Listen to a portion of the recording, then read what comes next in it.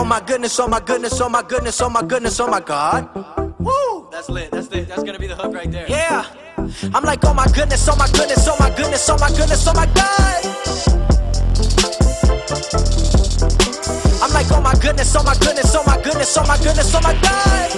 Sword fist. I just beat that Uncharted 4. Hey, what is going on, people of YouTube? It is your boy Soulfist, and I'm back with a One Piece review for chapter 840. Now, originally, I had said that I wasn't going to upload any videos at all, but what I decided to do, or at least try to do, was to still consistently do One Piece chapter reviews, solely because I have so much hype for One Piece and there's so much stuff I want to talk about. And you know, I figured I could still maintain this and not keep myself too busy.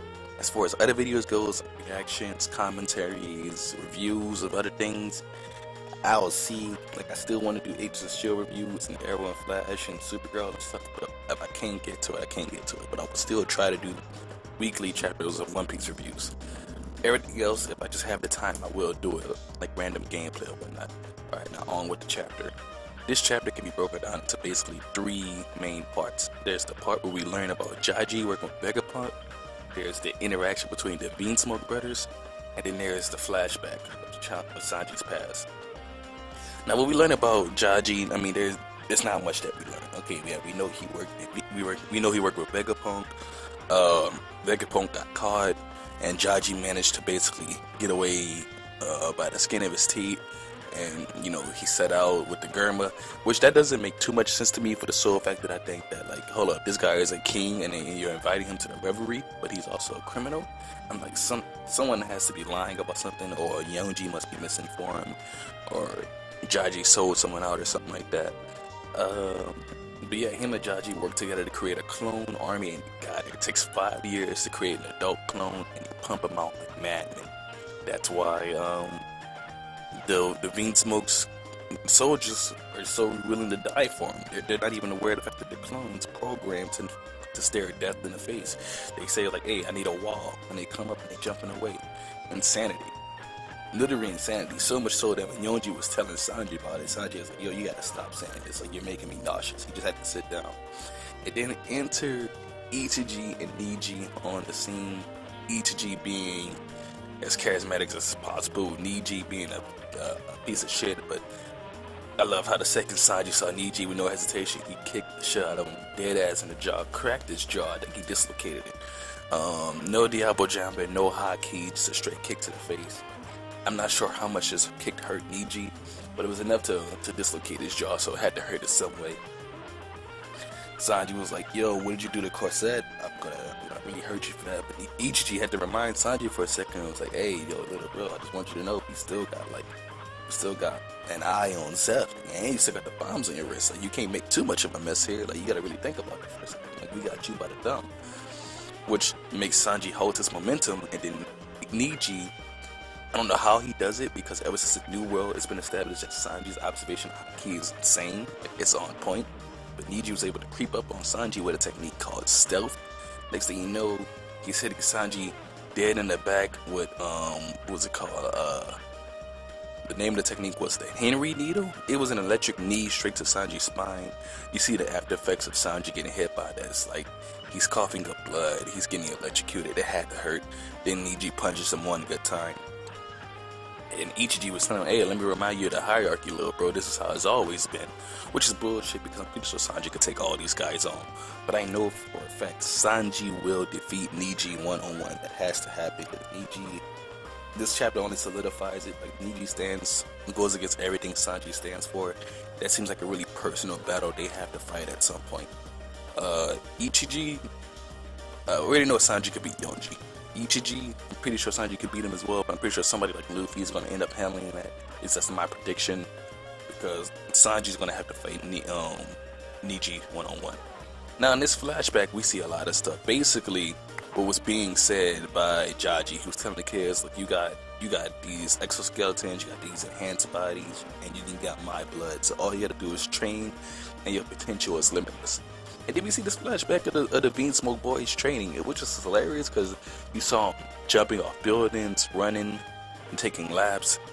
jumping through fiery like ropes or whatever, trying to swim. Seeing Sanji not be able to swim is insane, because Sanji is an amazing swimmer. We've seen that already. Like, he can outswim fishermen. He can literally run underwater. So Sanji's an amazing swimmer. Seeing Sanji not be able to swim is insane. We see Sanji failing in sword training.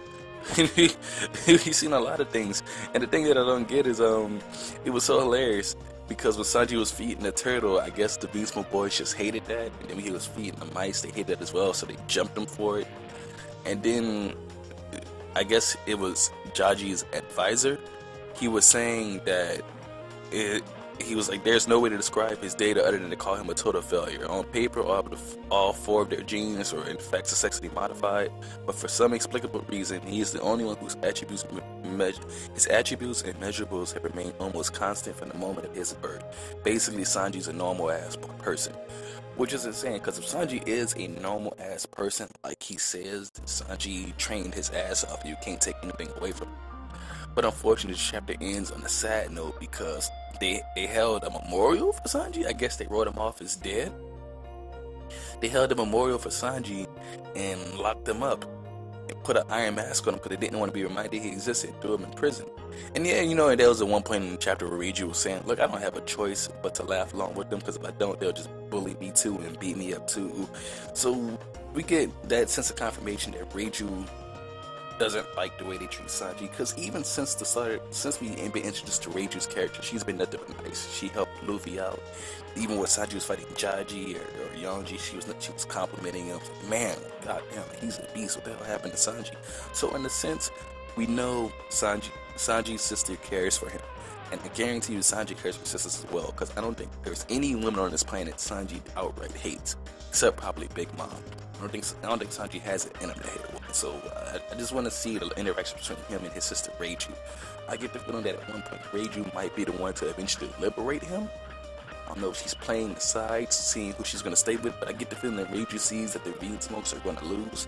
She might hop ship and help out the Strides, because she helped him out once before. I don't think she'll mind helping him again. She seems to genuinely care for Sanji. But yeah, the chapter ends with Sanji being trapped in this cage with this iron mask on, saying, man, please let me out, I'm so sorry, I didn't mean to be weak, it's not my fault, like, I'll try my hardest. And it was just so sad because he actually cried.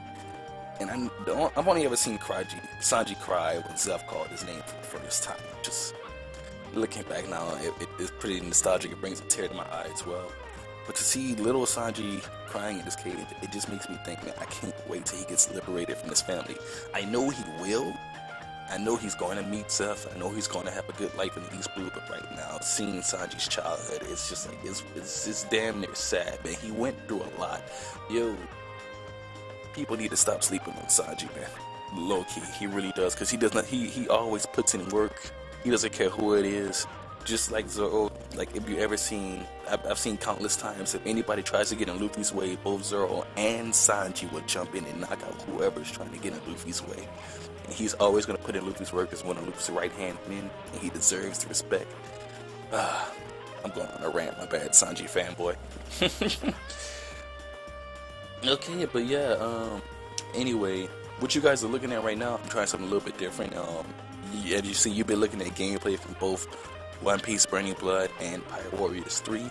I'm just trying to do reviews a little bit differently, just to give me a little bit of motivation and like something new to do, some excitement. Just see if I can keep doing it. If not, I'm gonna take a break entirely. I just want to see how this particular video comes out. Anyway, leave your comments down below. Let me know what you think I should talk about next, or what I should react to next. And as always, if you enjoy being entertained, click the subscribe button right there. This is what I'm here for. It's your boy, Soulfist. Peace.